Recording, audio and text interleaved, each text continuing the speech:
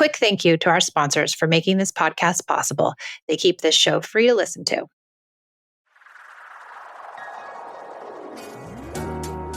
Hi, I'm Michelle, a mother of 2 teens. 13 years ago, I traded in punishments and rewards for connection. Now I prioritize relationship over behaviors, utilize play as a parenting tool, and set limits with empathy instead of consequences. Each week, I share my journey and interview clients, experts, and followers. Thanks for joining me on the Peace and Parenting podcast. I'm so glad you're here.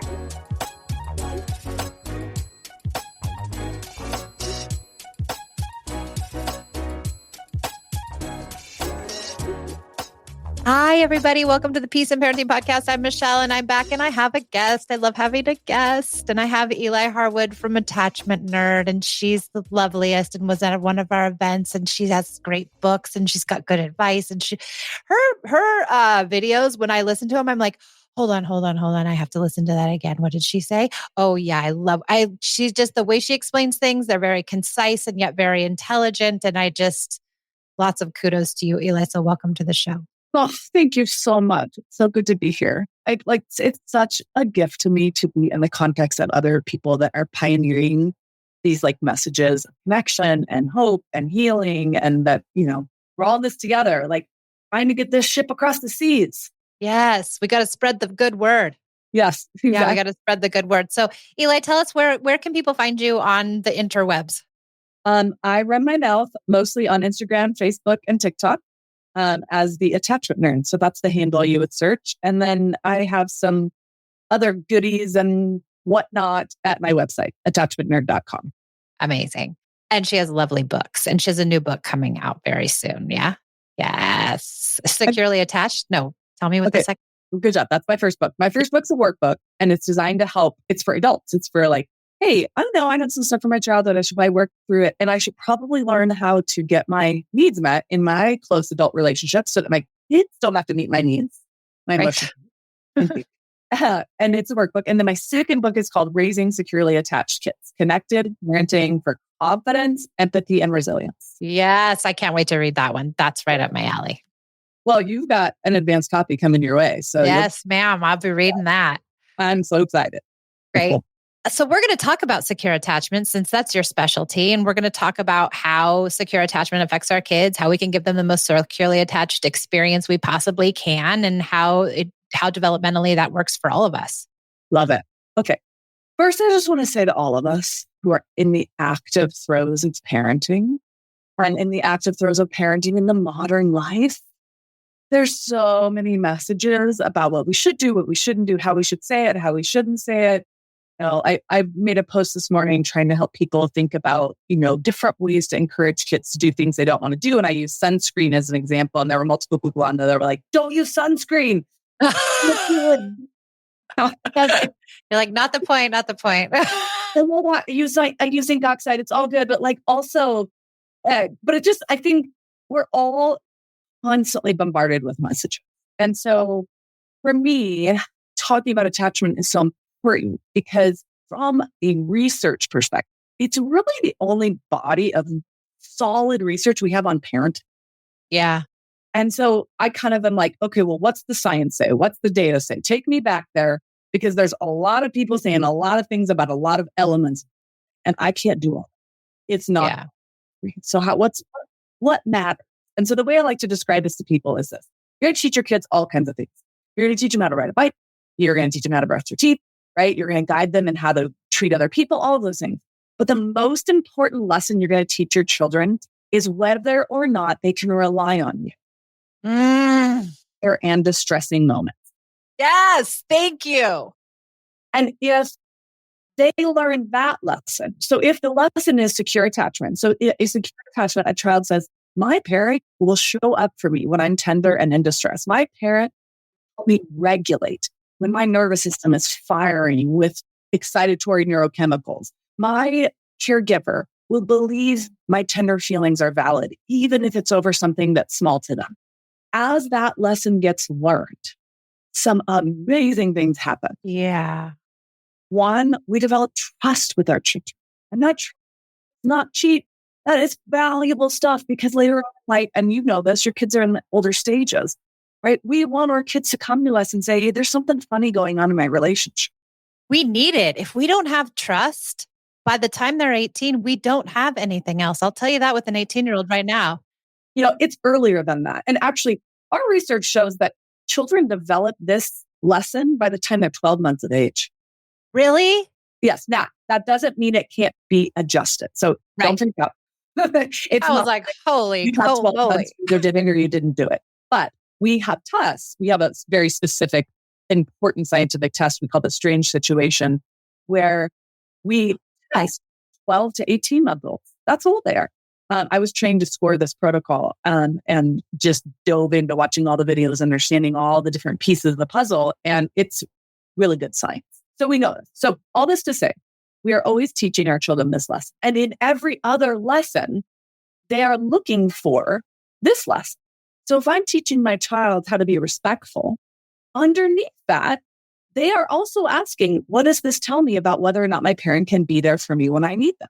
Mm-hmm. If I try to teach my child to be respectful by shaming them, by yelling at them, by threatening them, by trying to take things away, I am also teaching my child that I'm a bit of a loose cannon. Well, that's so important, Eli, because people will say to me, I get a lot of this, and I don't know if you do too, because I'm a real anti-punishment, parental consequence advocate. And people get very nervous around that. And they'll say, well, you can have punishments and consequences, and you can also be connected. Those two can exist together. So here's the thing. I would argue that to some degree, that's true. To some degree. Because a secure attachment does not require perfect interaction.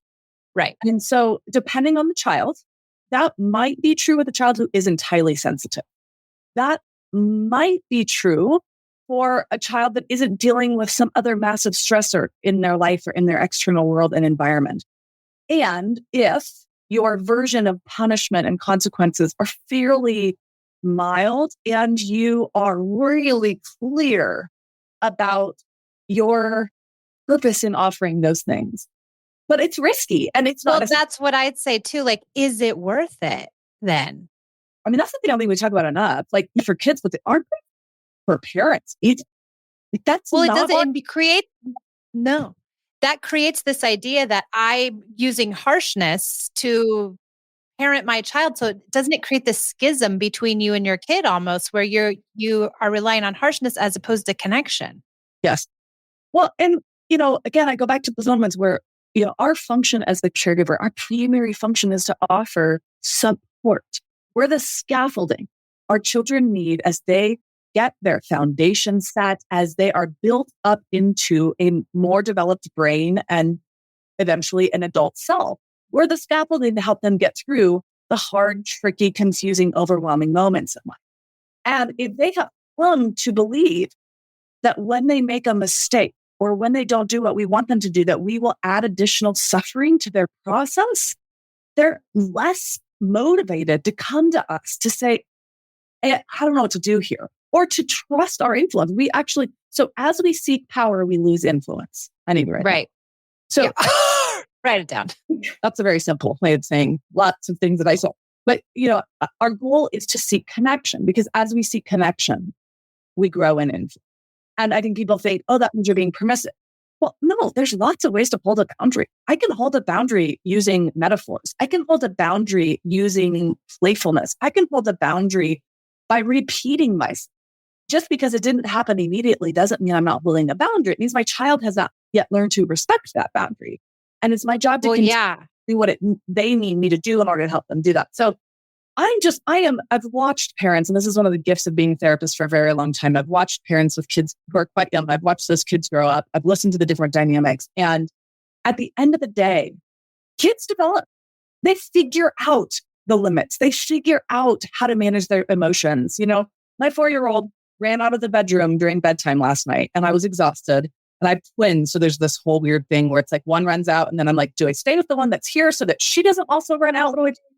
But, I laid there and I just reminded myself, Eli, she won't always run out of a bedroom. I bet, and my 9-year-old, is the cutest little bedtime routine warrior. He just brushes his teeth and goes potty and puts on his little, e-reader book that he listens to while he falls asleep. And I give him a kiss and he's like, I love you, Mom. Good night. Like that's it. He wasn't always like that. There were times when he was running out of the room. So I lay there and I think, okay, what can I do to help this moment? Knowing that I'm teaching this lesson. She'll get it. Yeah. And some days she's going to be better at it than other days, right? And if we threaten her and bribe her in those moments, now we're securing the idea that we aren't safe when she runs out. And I want you to know, true confessions, I have absolutely done that. In fact, a couple weeks ago, she was doing it in a more intense way. And she's just a force of nature. She loves our cat so much, it hurts. And so I threatened to take away Henrietta for a day. I was like, if you leave this room again, you are not going to get to pet Henrietta tomorrow. I'm like, sure. What can I do to have ever? You're never petting the cat again, ever. She crawled up into the little ball and sobbed. I mean, she looked at me like I had slapped her across the face and crawled into her closet and cried. Boo. And so did it work? I mean, she stayed in the room, but she was in the closet. I guess she wasn't in bed. She wasn't rested. She wasn't sick. And then I had to repair that. I had to sit there and go, again, plus not to mention the fact that I just taught her. When someone doesn't do what you want them to do, try to take something away from them. Yeah, threaten them. Take their favorite thing. Be mean. Yeah, I just think when we do use the punishments or whatever, and this idea that, oh yeah, well, I can be securely attached and I can use consequences and punishments. But in those ideas also, what are we teaching them? Are we teaching them to threaten and to bribe and to exert their own? I think people think I'm teaching them I'm the boss. And what I want you to know is your kid already knows that. Kids know that. There's your body, the reality of the finances. Like there's no question you're in charge. Right. But the question is, what type of a boss are you? Yeah. And so what you're teaching them in that moment is not that you're a boss, it's what type of a boss are you? And to me, I want my children to know that I'm going to do what it takes to get everybody what they need, including boundaries. And that means in my home, my son does not play video games except for 1 hour a day on the weekends. That's a boundary. And, sometimes there's emotions around ending. And sometimes, there's begging and pleading for more. And it's my job as a parent to say, I'm so sorry. You know what? I'm keeping this in this way for these reasons. And then to be creative about how to help him emotionally accept the boundary or literally accept the boundary. If I was to find him, playing secretly somewhere I would say, oh, buddy, this is so hard. This really feels like overwhelming and my trust is violated. We're going to need to take a break. Now there's a new boundary. And this is where it gets a little blurry. I think boundaries and consequences are different things. So some people would say what I'm about to tell you is a consequence, but I'm not aiming it at my child. So what I'm doing is I'm going to say, I'm going to need to keep the switch. I was going to call it the snitch, the switch. I'm going to need to keep the switch in my bedroom during the week from now on. Fair enough. Because what I can see is that he can't do it. And that's not your fault, buddy. These are designed to make you want more. We need to reevaluate what specific games you're playing also, because I can tell they're not letting you stop these. Totally. They're into your brain. So again, my goal is not to make him suffer. And he can feel that. We can feel this relationally from people. Right. Like, well, it's different than saying like, okay, now you got your hour taken away for the rest of the week. Yep. That's a punishment. That's an inflicted consequence, whatever you want to call it. But it has different relational juice, right? Then like, oh, buddy, I'm so sorry. I can tell this is overwhelming you. So here's what I'm going to do. Or even, I'm actually not sure what I'm going to do. I got to think about this for a little while, but. Or is it, what do you think we should do, honey? What do you think? What's a better place for this thing to live so that we aren't so tempted? Is it the safe? We should put it in the safe. Right. Well, and we use language like cravings. How can I help you with these cravings? Yes. You're having this craving and I know that you need more different types of nourishment, right? You need to be outside, you need whatever. And then there are days and times where it's like, you don't even have to do much. They walk in and they see them and they're like, I'm so sorry. Yeah. And and you're like, me catching him in the act was the consequence. It felt terrible to him. Well, he got to his own guilt, right? And his shame and his remorse on his own. We didn't need to add any extra. And that can be a lesson and a consequence of its own. Yep. Yeah. And what I see with older kids now, mine are 15 and 18, is that, and I probably get roasted for this, but I don't really care. You don't need so many boundaries when they get older because they boundary themselves. Yeah. They know right from wrong. They want to do the right thing. They want to please you. You have great influence. Sure, they're going to mess up, but they mess up with or without anything, right? Yes. And so I think my kids, like, I just kind of trust them. Well, I like to say that teenagers are practiced grown-ups. So our goal is not to prevent our teenagers from messing up while they're teenagers and then they're safely into adulthood. Our goal is for them to mess up while they are in close proximity to us, while we can be a voice of support and understanding when they, come back from that party they maybe shouldn't have gone to or to, whatever, that we are able to help and then stay in a position of support. I can be there for you, not I will control you. And if you disobey me, then you will reap the consequences of that. That's a dominance-based way of relating, which is very insecure. So, and then there becomes all these places for resentment and anger and rebellion and withdrawal and all the things we see with the teenage kids. And it's hard to unravel that. Oof. Absolutely. And that's why I started writing from my mouth on the internet, is as a therapist, I was helping people unravel it. And it is hard. It's possible. It's a lot of time, effort, and money. And I was sitting there going, there are ways to, I know this. There's science behind preventing some of these dynamics. Let's get it out there. Offering people a way to understand the science. Because I know the average person isn't going to go pick up a copy of Affect Regulation, Mentalization, and the Development of the Self. Right? Boring. Boring. I'd rather listen to you, Eli. We're taking a break to hear from our sponsor so I can bring this podcast to you free of charge. This episode is sponsored by ByHeart. ByHeart features a patent protein blend that gets closest to breast milk. Their formula includes the most abundant protein, alpha-lac, found in breast milk, as well as lactoferrin, the number one protein found in colostrum. ByHeart is an easy-to-digest formula which includes prebiotics and an 80-20 whey to casein ratio like in early breast milk, making it great for a newborn's digestive system. ByHeart is the only U.S.-made infant formula made with certified clean ingredients, including organic, grass-fed, whole milk, not skim. What it doesn't have is soy, corn syrup, GMOs, or palm oil. Curious about ByHeart? Redeem your welcome offer at byheart.com/podcast. Use code PEACE for a limited time. Additional terms and conditions apply. You know what I don't miss at all? The vicious week before my period. I always used to feel like I was walking in quicksand and craving the most unhealthy of foods. My sleep was always off and my moods were unpredictable. Now it's easier to manage PMS with Estro Control. Happy Mammoth, the company that created Hormone Harmony, is dedicated to making women's lives easier. And that means using only science-backed ingredients that have been proven to work for women. They make no compromise when it comes to quality, and it shows. And the biggest benefit, feeling like myself again. That's what women mention over and over in their reviews. And there are over 14,000 reviews of Hormone Harmony. For a limited time, you can get 15% off the entire first order at happymammoth.com. Just use code PEACE at checkout. That's happymammoth.com and use the code PEACE for 15% off today.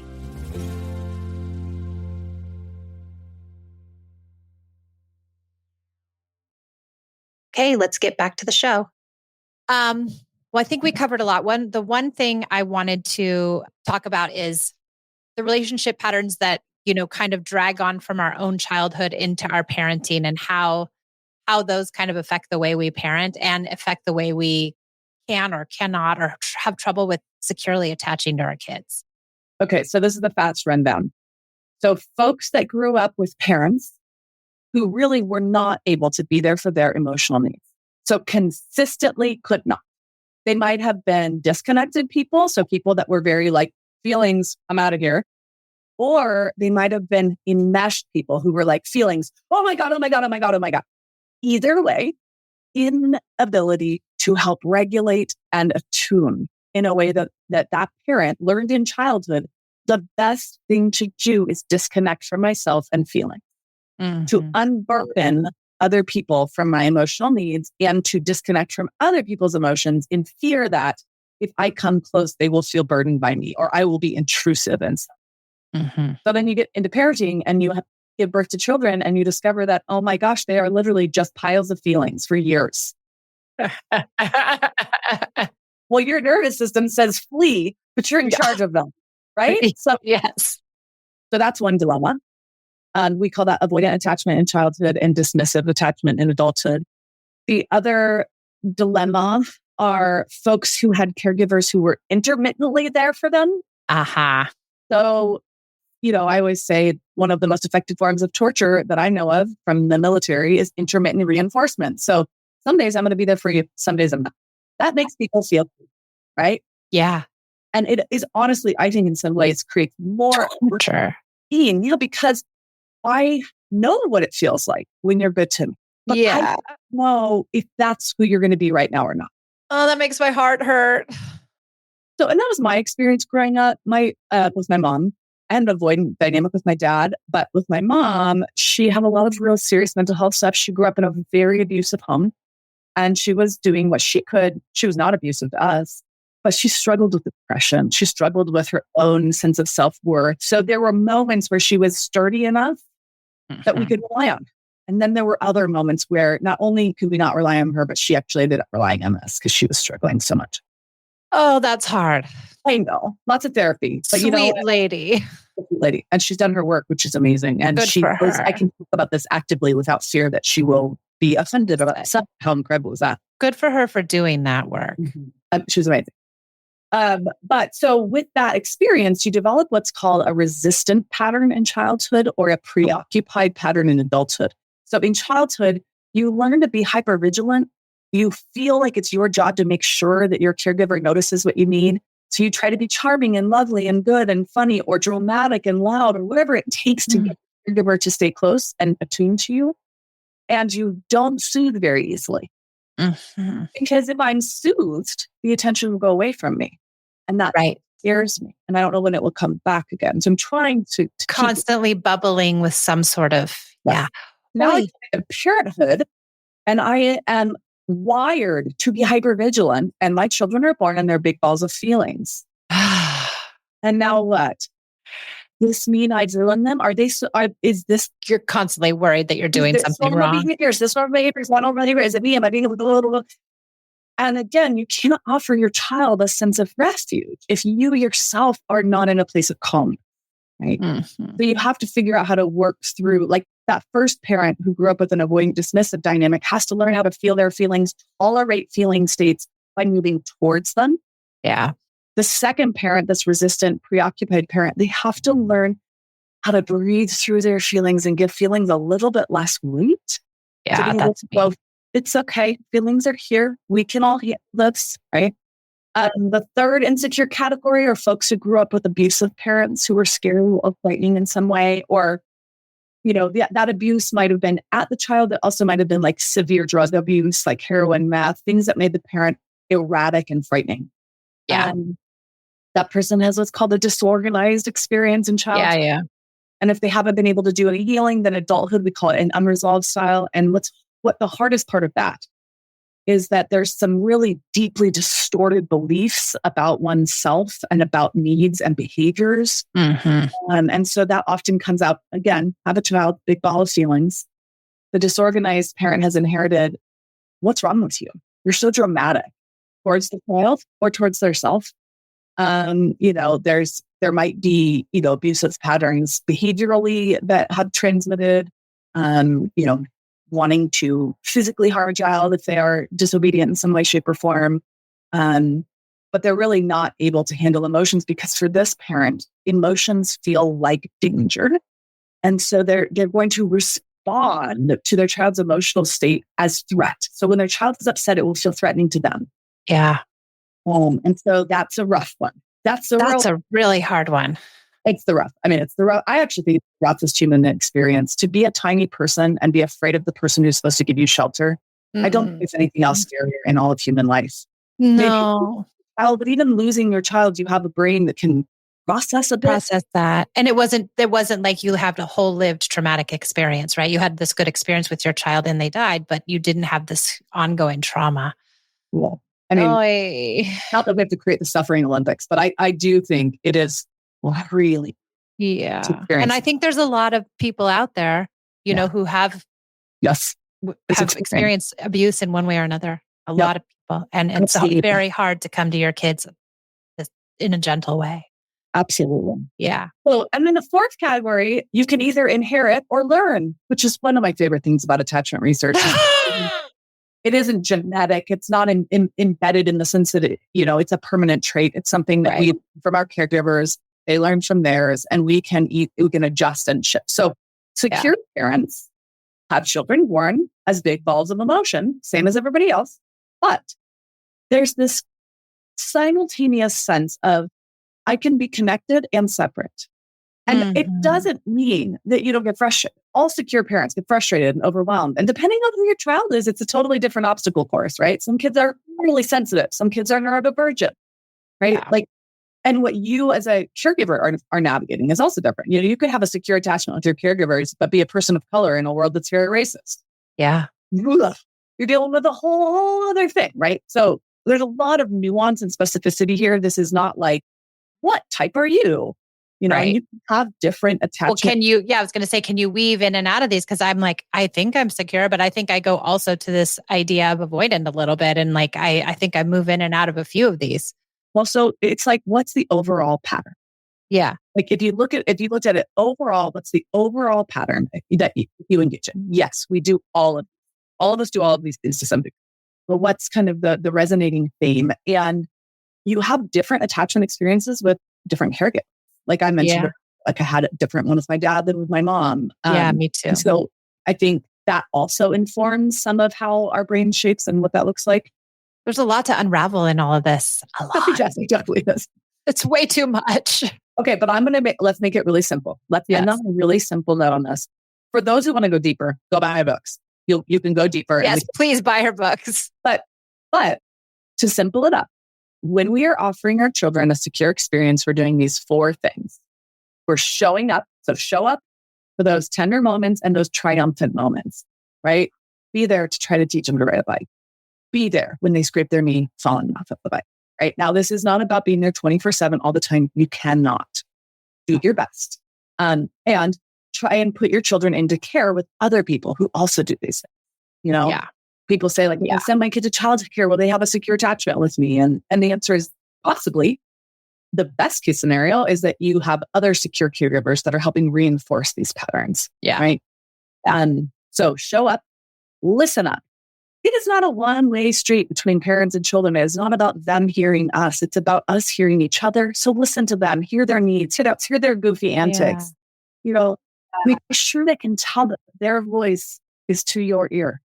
Light up when they come in the room, light up when you see them after school, light up about their work, light up about the things they're proud about, light up when they see a bug on the sidewalk and they're so filled with glee they can hardly even talk. Watch that bug with them and light up alongside them, right? So show up, listen up, light up. And then when you miss on some of those things, because life, make up, work to be the leader of repair. Come back around and say, I'm sorry I was so harsh, kid. I'm so sorry I missed that moment. I'm sorry I was distracted with this or that. Can I ever redo? Here's how I really feel about that. Do your best to repair, not anxiously, not, I'm so sorry. Oh my gosh, forgive me, not anxiously, right? Also not with a butt, not with a big butt, I'm sorry about it.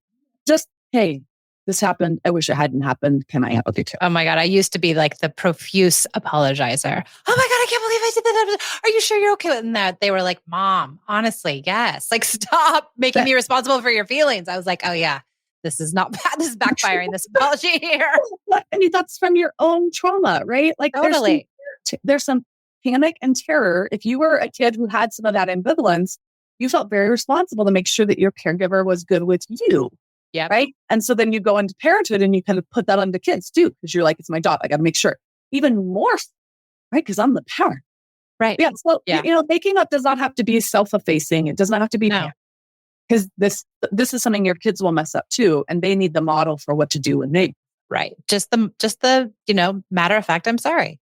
Yep. And if that doesn't hit, if a kid's still pissed or let them, they need time. Yeah. Sometimes one time I think Esme said to me, I don't accept your apology. And I was like, Okay. I didn't like that, but I was like, oh, okay. I guess we're not accepting that today. We were moving on. Good for you for being able to say that to me, but I don't like it, but okay.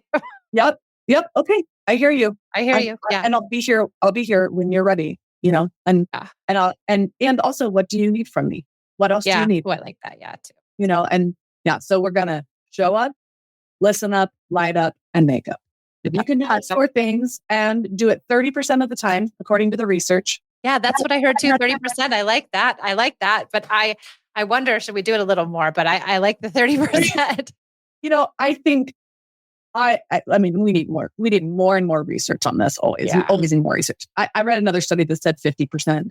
Yeah. If I was to guess my own rate of synchronicity, I think when it comes to those tender and triumphant moments, I have a pretty high rate. I bet it's like 80% hit rate on those things. Throughout the day, it's probably more like 30% because there's work to be done. There's dishes to be done. Well, and at 8 p.m., I'm at 10%. Yeah. Oh, yeah. Always. I'm like, bye, y'all. I cannot. Yeah. You have a problem. It has to wait till tomorrow. Sorry. I have no bandwidth. But I mean, I guess we're averaging them, right? Yes. And I use that number just to reassure parents because the parent who's listening to this podcast is trying really hard. Of course. And so, it's okay. Yeah. Hang in there. You got this. They do have it. And if they're listening, they care. And that's where it starts. We just have to care to want to do it. That's it. We really do. Eli, you were so amazing. Thank you. I always like talking to you. I can't wait to get your book. Yay. And I've got yours. So that's so exciting. Yes. So good. All right, my dear. So everybody can find you at Attachment Nerd on Instagram, on Facebook, on TikTok, and EliHarwood.com, right? AttachmentNerd.com. Oh, AttachmentNerd.com. Okay. You're everywhere. Attachment Nerd. Really, if you've got Attachment Nerd, girls in your head by now, you'll be able to find me out in the wide, wide world. Amazing. Well, thank you so much for joining us here on the Peace and Parenting Podcast, Eli, and we'll see you in the online world somewhere. Sounds good. Bye, Michelle. Bye.